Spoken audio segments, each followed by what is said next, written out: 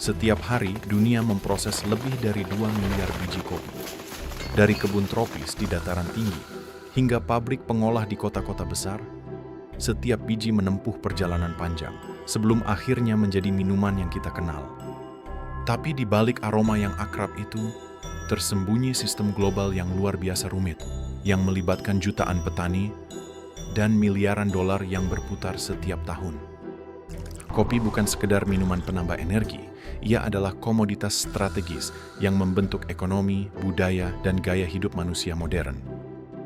Tapi, seberapa jauh sebenarnya perjalanan biji kopi sebelum sampai di tangan kita?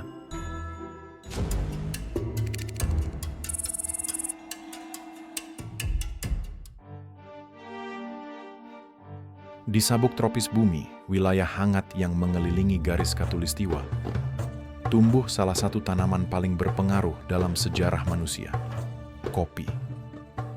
Disinilah, pada ketinggian antara 800 hingga 2000 meter di atas permukaan laut, alam mencapai keseimbangan yang sempurna bagi pertumbuhan tanaman ini.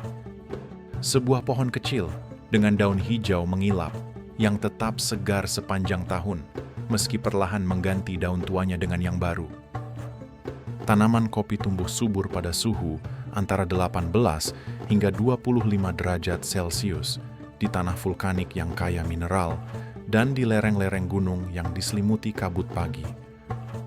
Kombinasi itulah yang memberi biji kopi rasa dan aroma khas, menjadikannya komoditas penting di sabuk tropis, dari Amerika Latin hingga Asia Tenggara. Ketinggian menentukan segalanya. Semakin tinggi tanaman tumbuh, semakin lambat buahnya matang, dan semakin kompleks pula aroma yang terbentuk di dalamnya. Itulah sebabnya, dataran tinggi di Ethiopia, Kolombia, dan Indonesia melahirkan beberapa kopi terbaik di dunia.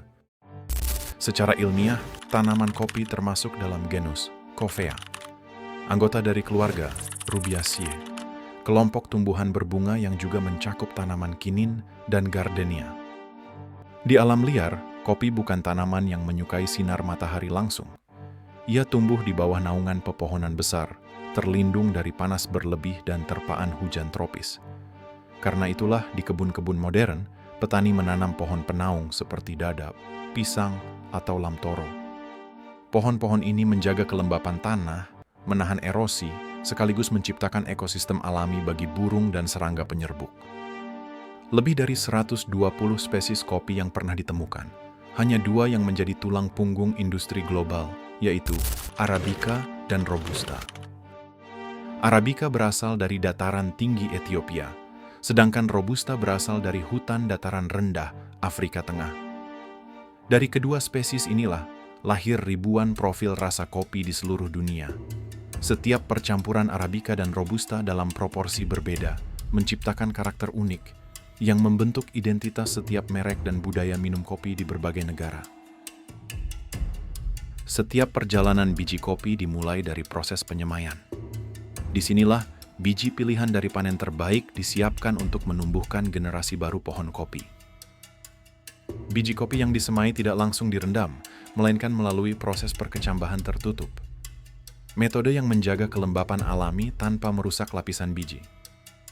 Biji-biji kering disebar di atas kain lembab, kemudian ditutup rapat. Lapisan penutup ini menahan uap air di dalamnya, menciptakan lingkungan hangat dan lembab, kondisi ideal untuk memicu proses perkecambahan. Dalam waktu sekitar 2 hingga 3 minggu, kulit biji perlahan merekah, tampak akar putih kecil yang menembus keluar, tanda bahwa kehidupan baru telah dimulai. Begitu kecambah mulai muncul, biji kopi segera dipindahkan dengan hati-hati ke polybag semai agar pertumbuhannya tidak terhambat. Proses ini tampak sederhana, namun menjadi salah satu tahap paling krusial dalam seluruh siklus hidup tanaman kopi. Di tempat inilah media tanam disiapkan dengan campuran tanah halus, pasir, dan kompos organik.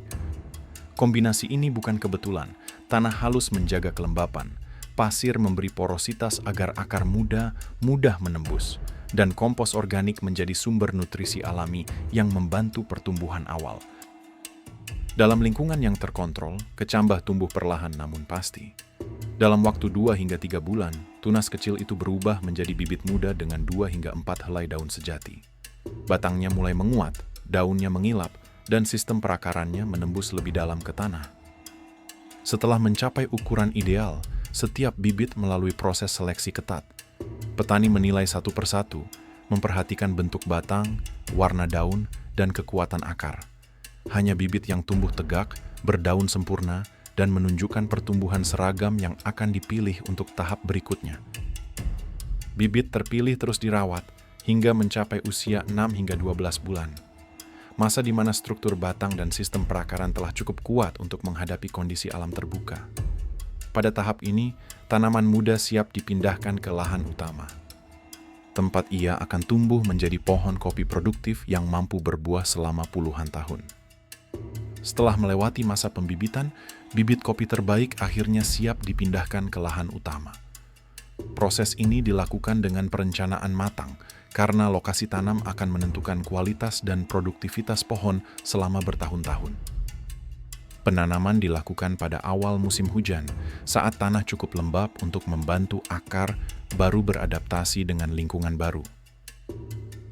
Setiap bibit dikeluarkan perlahan dari polybag bersama gumpalan tanahnya agar sistem akar tidak rusak, lalu diletakkan di tengah lubang dengan posisi tegak lurus. Jarak antar tanaman diatur sekitar 2 hingga 3 meter. Cukup luas untuk memberi ruang bagi akar dan tajuk pohon tumbuh tanpa saling berebut tempat. Setelah melewati masa adaptasi, tanaman kopi memasuki fase pertumbuhan vegetatif. Pada tahap ini, ia belum langsung berbunga. Kopi membutuhkan waktu untuk memperkuat dirinya, membangun batang utama yang kokoh, cabang produktif yang siap berbuah, serta sistem perakaran yang dalam dan stabil. Dalam kondisi ideal, tanaman kopi mulai berbunga pada usia 3 hingga 4 tahun setelah tanam. Namun waktu ini bisa bervariasi tergantung jenis dan lokasi penanaman. Varietas Arabica yang tumbuh di dataran tinggi dan beriklim sejuk, umumnya berbunga lebih lambat sekitar usia 4 tahun. Sementara Robusta yang ditanam di dataran rendah dan lebih hangat, dapat berbunga lebih cepat, sekitar 2 hingga 3 tahun setelah tanam. Pembungaan kopi sangat dipengaruhi oleh siklus musim. Umumnya, bunga akan muncul beberapa minggu setelah hujan pertama datang, setelah melewati masa kering yang cukup panjang. Perubahan kelembapan ini memicu reaksi fisiologis di dalam tanaman, mendorong keluarnya bunga putih kecil beraroma manis dari batang dan cabang utama. Tidak seperti kebanyakan tanaman lain yang berbunga di ujung ranting, bunga kopi justru tumbuh langsung dari batang utama dan cabang besar. Ukurannya kecil, hanya sekitar 1 cm, namun dalam satu pohon, ribuan bunga bisa bermekaran hampir bersamaan. Aroma bunga kopi lembut dan manis, menyerupai melati. Tetapi keindahan ini tidak bertahan lama. Setiap bunga hanya mekar selama 2 hingga 3 hari sebelum layu dan berguguran, meninggalkan bakal buah di tempatnya tumbuh. Proses penyerbukan terjadi dalam waktu yang sangat singkat. Sebagian besar bunga kopi melakukan penyerbukan sendiri. Namun kehadiran lebah dan serangga kecil di sekitar kebun tetap berperan penting, membantu distribusi serbuk sari dan meningkatkan tingkat keberhasilan pembuahan. Setelah penyerbukan berhasil, kelopak bunga perlahan mengering dan rontok. Di baliknya, bakal buah mulai terbentuk, butiran kecil berwarna hijau muda. Buah ini tumbuh perlahan. Dalam waktu 5 hingga 8 bulan, buah berubah warna dari hijau muda menjadi kuning, lalu merah tua saat mencapai kematangan penuh. Proses panen kopi tidak bisa dilakukan sembarangan. Di setiap cabang, buah tidak matang secara bersamaan. Karena itulah, proses petik tangan menjadi metode utama yang masih dipertahankan hingga kini. Setiap pekerja memeriksa cabang satu persatu, memetik hanya buah yang benar-benar matang dan menjatuhkannya perlahan ke keranjang yang digantung di pinggang. Gerakannya cepat tapi terlatih. Setiap petik membawa keputusan kecil yang menentukan kualitas rasa di cangkir akhir. Di perkebunan besar, ratusan pekerja menyusuri barisan pohon dari pagi hingga sore hari.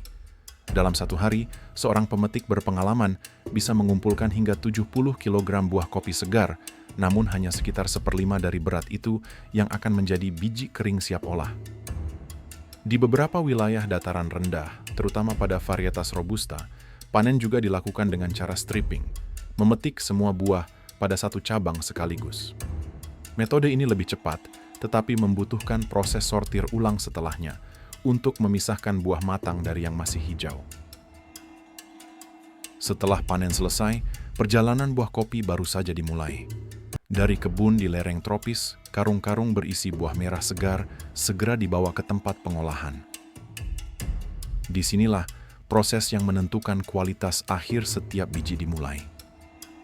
Di tempat pengolahan, biji dipisahkan dari daging buahnya dan mengeringkannya sampai kadar airnya stabil. Untuk mencapai hal ini bisa berbeda, tergantung tradisi dan kondisi lingkungan. Ada dua metode utama yang digunakan di seluruh dunia, yaitu proses basah dan proses kering.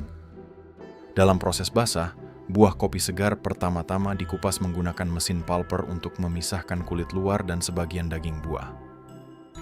Biji yang masih diselimuti lapisan lendir bening, kemudian difermentasi di dalam bak air selama 12 hingga 36 jam. Fermentasi ini bukan sekadar langkah teknis, ia adalah tahap biologis yang membentuk sebagian besar aroma dan cita rasa kopi. Dalam proses alami ini, enzim dan mikroorganisme mengurai lapisan lendir, sekaligus menstabilkan komposisi gula dan asam di dalam biji. Setelah fermentasi selesai, biji dicuci dengan air bersih hingga permukaannya benar-benar bersih dari licin. Lalu dijemur di bawah sinar matahari selama beberapa hari, hingga kadar airnya turun ke sekitar 12%.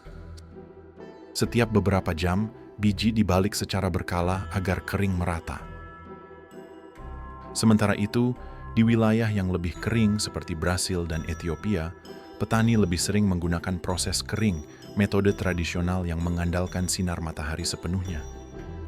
Dalam proses ini, buah kopi tidak dikupas, melainkan dijemur utuh di atas lantai semen atau tikar bambu selama 2 hingga 3 minggu.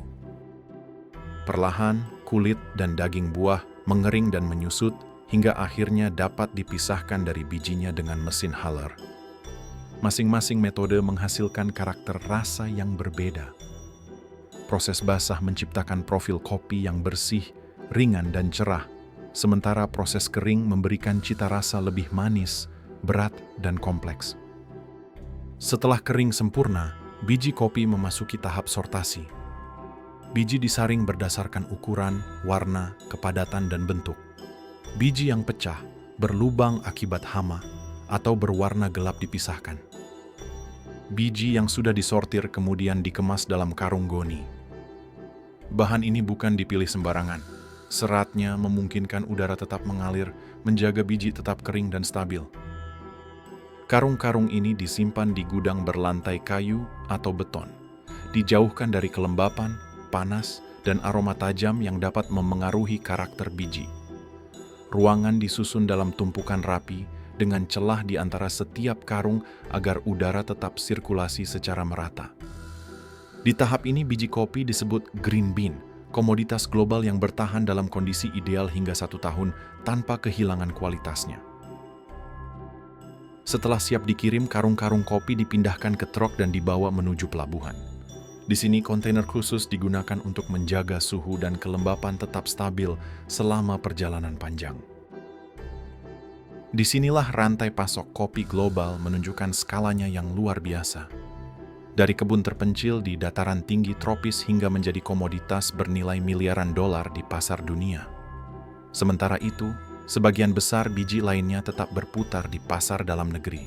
Dari gudang penyimpanan, karung-karung kopi dikirim ke koperasi dan pasar pengumpul, tempat biji disortir ulang berdasarkan ukuran, varietas, dan kualitas.